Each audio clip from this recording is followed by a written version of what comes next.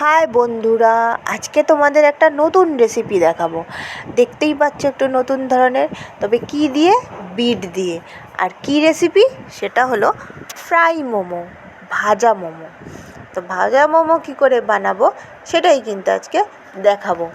আর bit, যেটা সকলেরই অপছন্দের একটা জিনিস, কিন্তু এই জিনিস দিয়েও কিন্তু একটা সুন্দর রেসিপি হতে পারে, সেটাই কিন্তু আমি আজকে দেখাতে চলেছি। তো প্রথমেই কিন্তু আমি নিয়ে নেব বিট। আর বিট দিয়ে এই রেসিপিটা যে এত সুন্দর হয় তোমরা ভেবে উঠতে পারবে না। তো নিয়েছি বিট। তো বিটটাকে ভালো করে খোসা ছাড়িয়ে নিতে হবে, নিয়ে গ্রেডার দিয়ে গ্রেট করে নিতে হবে। আগে ফার্স্টে এটাকে গ্রেট করে নিতে হবে। যত সুন্দর গ্রেট করবে রেসিপিটা তত সুন্দর হবে। নিয়েছি ময়দা, তেল দিয়ে দিয়েছি। একটাতে দিচ্ছি বিটের গ্রেট করা অংশ, আর একটাতে কিন্তু দেবো না।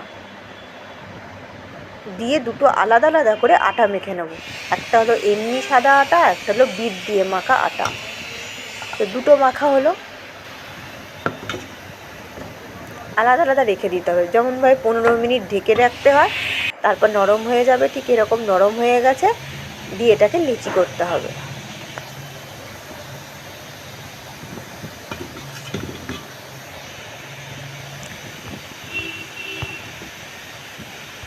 এইবার দেখো, তেল নিয়েছি,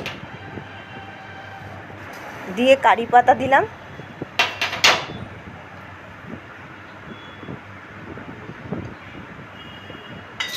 আলু, সিদ্ধ করা আলু,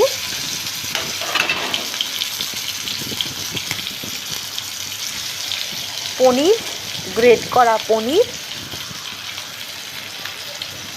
নুন, চিনি, হলুদ সব একসঙ্গে দিয়ে দেবো। দিয়ে ভালো করে ভেজে নেব। ভাবা যায় যে বিট দিয়ে একটা রান্না হচ্ছে, যেটা তোমরা খেতেই চাও না, সেটাই কিন্তু আজকে বানিয়ে দেখাচ্ছি। দেখো, এরকমভাবে একদম মিহি করে নিলাম। একটা লেচি করে নিয়েছি, করে লুচি টাইপের বানিয়ে নিয়েছি। আজকে তোমাদের আমি বিট খাওয়াবই। তো কীভাবে বিট খেতে হয় সেটাই কিন্তু শেখাচ্ছি বা দেখাচ্ছি। দেখো, এরকমভাবে কেটে নিচ্ছি, লম্বা লম্বা করে কেটে নিতে হবে।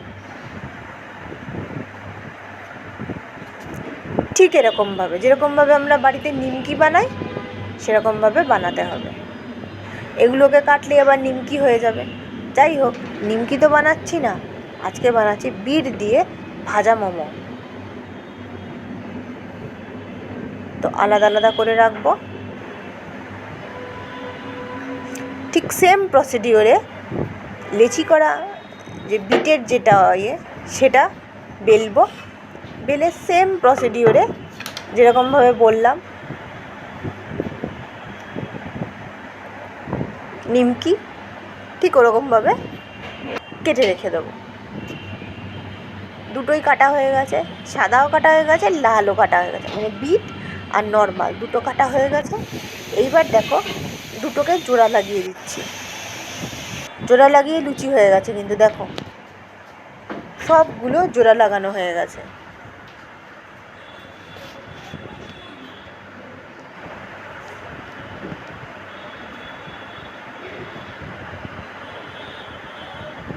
দেখো, একটা এরকম দেখতে হয়েছে, আর একটা পোর্শন এইদিকে এরকম হয়েছে। এর মাঝখানে যে পুরটা বানিয়েছিলাম সেটা রাখলাম।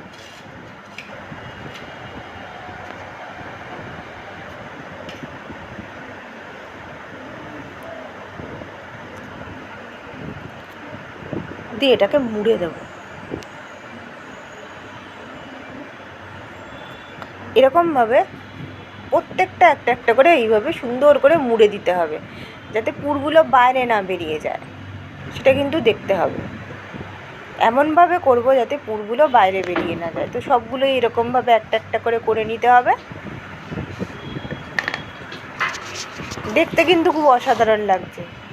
তবে তোমরা ভাবতে পারো যে বিট দিয়ে রেসিপি বাজে খেতে, একদমই না, দারুণ খেতে। তো এরপর কড়া গরম করতে দিয়েছি, তেল দিয়ে দিয়েছি, এবার একটার পর একটা ভেজে নেব। তেলটা গরম হলেই কিন্তু ছাকা তেলে একটা একটা করে ছাড়বো আর তুলবো। দেখো একটা একটা করে ছেড়ে এবার তুলছি।